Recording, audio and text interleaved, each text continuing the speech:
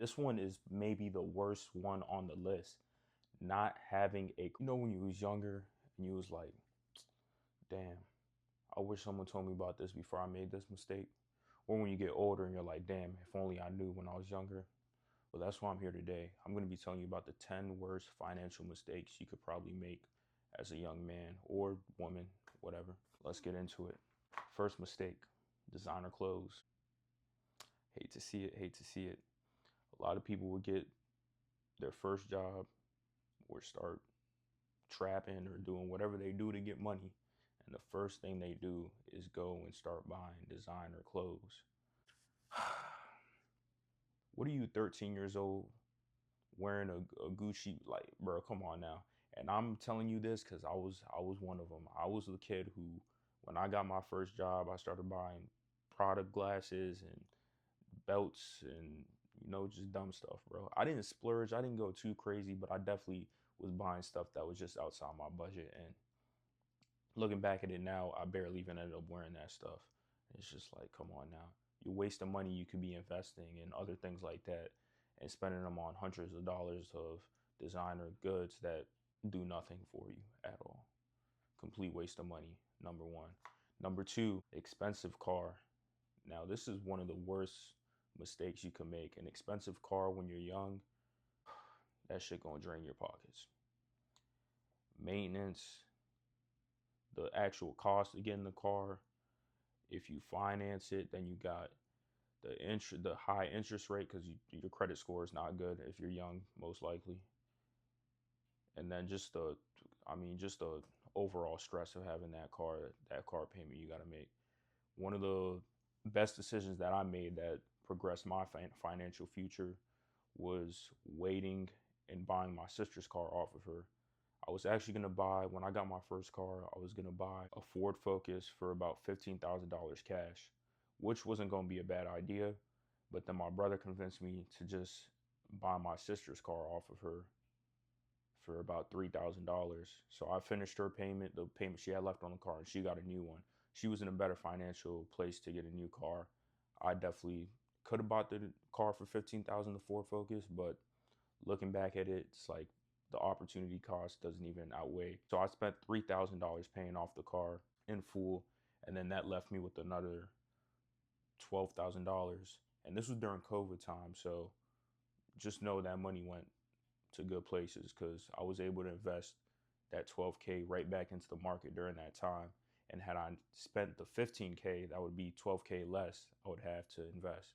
And I mean, if I were to do the math now, that money grew pretty well. Not all of it got invested into the market, but I mean, a good chunk of it. Definitely a good financial decision right there. But I've seen countless people go and try to impress people, and they go and try to get the best, the highest payment car they can get, the best looking car they can get. And it's like, at the end of the day, you need your car to get you to point A to point B. Anything else than that is just a luxury. And if you don't have the income yet, don't do it. Just get yourself a cheap car that's going to get you from point A to B. Your future self will reward you. Number three, this one is a little bit on the iffy side, but I'd say getting a new phone every time something else comes out. So there's those people who you'll see every time a new iPhone comes out each year, they're getting a new iPhone. If your phone plan allows for that and you're not, incurring a big cost and whatever, go for it. But if you're someone who's spending $1,000 each year to get the new iPhone, what are you doing? Honestly, the phone does the same thing from year to year, and there's barely any improvements. You're wasting your money. Stick to the same phone until it breaks. Number four, this one is mainly for the men because I mean I don't see too many girls gaming out there. Me myself personally, I was never a gamer, and I'm actually thankful I wasn't because I seen how much it affected people's lives. I do have an Xbox and a console, but my friends now will tell you I will literally get on maybe 4 times throughout the year, if that. Some years I don't even get on.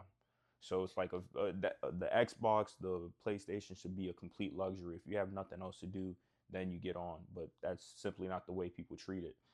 And the other way that it affects you is, it's aside from you being unfocused and not, going to make money or being addicted to the game, you don't even want to leave the crib. You just want to play games. You don't want to go work. You're in your parents' basement doing nothing because you're worried about the game. And yes, I'm not exaggerating. Some people do live like this. Worst part is people even invest into the game and they're buying tokens and clothes and spending money, hundreds of dollars, thousands of dollars to get their players the best gear, the best guns, the best stats. Guys, what is we doing? What are we doing? Can we spend some of this money in real life to to get your stats up in real life? Imagine if you spent thousands of dollars getting your stats up in real life, and how that could change you. You could be investing this money in certificates, uh, clothing, skincare. I don't know, but I'm telling you now, it's better places for it to be going than that game, unless you're making money off the game and you got some sort of YouTube or you're streaming or you're competitive with it or something. I don't know. But gaming, that's one of my top worst ways of spending money, and one of the worst financial mistakes you can make is being addicted to gaming. Number five, this one is also big, not investing. A lot of people have the mindset of, I'm young, I can get away with not investing. I'll do that in the future. I shouldn't worry about this. A lot of people got lackadaisical mindset when it comes to investing, but the earlier you invest, the better it is for you because of compound interest. You want your money to be working for you, growing for you year over year, and compounding year over year. The earlier you get started, the better returns you will see. There's many different accounts you can get. You can get a Roth, you can get a Roth IRA, you can invest with your work 401k. If they have a match, go get it matched. There's many different things you could do. There's health savings account. Me personally, I have a brokerage, follow the 2 Tech 2 index, and then I have a couple other individual stocks that I've picked throughout the years myself. And then I also have a Roth IRA, health savings account, and pretty much it. Oh, and crypto.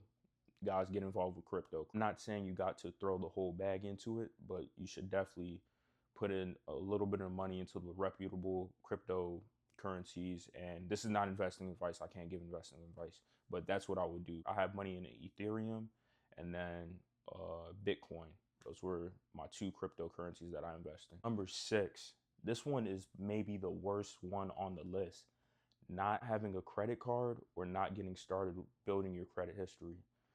As soon as I turned 18, I went and got a Discover credit card. This is one of the best decisions I've ever made in my life because we live in America. When you live in America, you need credit. If you don't have credit, you have nothing. Credit card allowed me, at 18, allowed me to build my credit history for years and years, and allowed me to get up to, at one point, I think my highest, I got very close to having an 800 credit score. Right now, because of a couple of different things I had to do, I think I'm back down to like a 740, 750 range, something like that. But that's still a very good range. And I would not have gotten there unless I've had the years of credit history when I first opened up that credit card. And then on top of that, you want to make sure to be responsible when you have these credit cards or different lines of credit. And that goes into number seven, which is not being responsible with your credit. These go hand in hand. If you have a credit card, it's no good if you don't make the payments on time. If you have over, I believe it's 30% utilization, and there's a couple of different factors. Off the top of my head, I might not get them all, but I know you want to have time.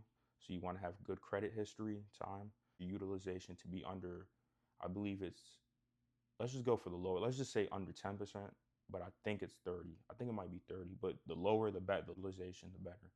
And then you don't want to miss any payments. Never miss a payment. If you miss a payment, call up your bank and try to work something out with them. And then also get your credit monitored.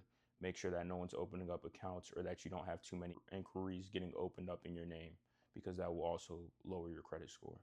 I may have missed something, but I think I probably got all of them right there. Going into number 8 is eating out or getting fast food. And this is a double whammy right here. Eating out usually is not going to be healthier for you than eating at home. When you eat at home, you're going to be eating less processed things, depending on who's cooking. But I mean, majority of the time, it's going to be less processed. It's going to be healthier for you, and it's going to be more fresh. When you eat out, and you go spend this money at McDonald's, Burger King, Chick-fil-A, whatever place you be going, not only are you wasting your money and being charged a surplus, but you're also damaging yourself. So you're wasting your money, and then on top of that, you're killing your gains, you're killing your body, and you're not getting the right nutrients that you need. You can go and get food at healthy places, but once again, why go to places when you could just go make the food at home for cheaper? You'll be saving tons and tons of money year over year when you actually start to implement this. Maybe in the short term, it may not seem like you're saving a lot of money when you're just saving $5 here and there. But at the end of the year, when you spent $2,000 on DoorDash, you're going to see that you could have saved some money. I think I got the numbers mixed up, but whatever. Let's just say we're on number 8. I may have mixed up the numbers somehow. But number 8, clubs, going to the club. Now, there's a time and place for everything. I'm not going to say I've never been to the club before or anything, but I do not go to the club like I see people going to the club. I see some people going to the club every single week, and it's just like, come on, man. And then on top of that, they will buy sections, they'll buy bottles, and it's all for what? The sake of flexing on other people. Do you want to flex on other people in the club, or do you want to actually have money in your bank account?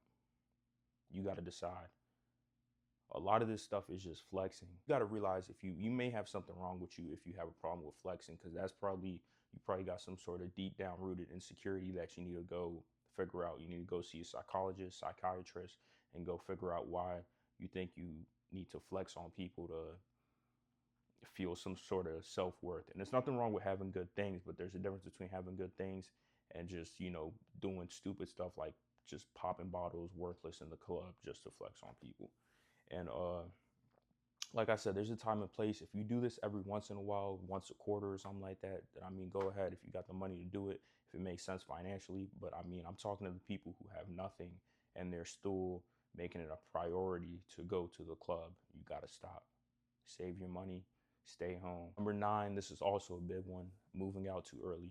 One of the ways where I was also able to save up a lot and, just grow my income is by staying home. Even when I was able to get an apartment, I still stayed home for as long as possible. And I did this to save up my money so that when I was finally ready to leave home or move out, I would not have to worry about paying a bill because I would have a sufficient amount to last me if anything did go wrong. And then on top of that, you're able to invest at a very aggressive amount while you're still living at home because you have such a lower cost of living.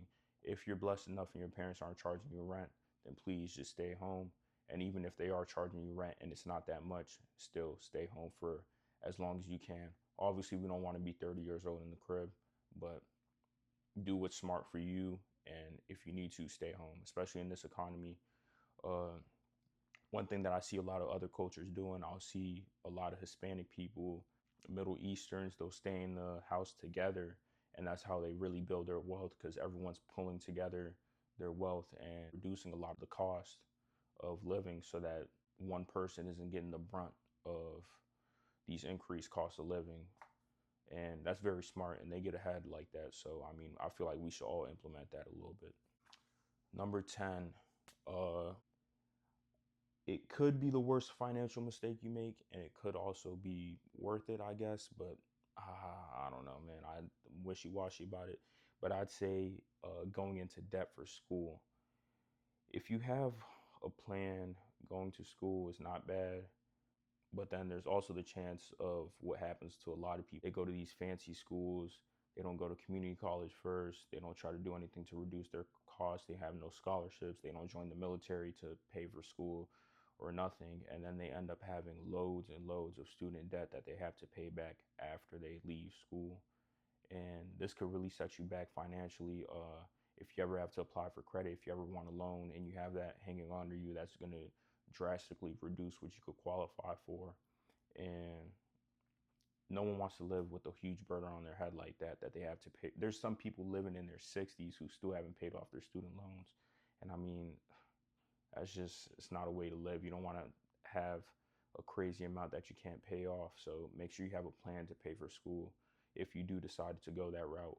Or that you do get a high paying career afterward that will make sense financially to incur that debt. With that being said, that's all 10. I might have said 11 or something. But either way, you get the point. Trying to look out for y'all and tell y'all what I wish I knew or what I've learned throughout the years that has helped me. So if you're watching this video and you found value, just let me know what you took from the video down below, or any lessons that you learned, or anything that you'd want me to go further in depth about. So appreciate y'all watching.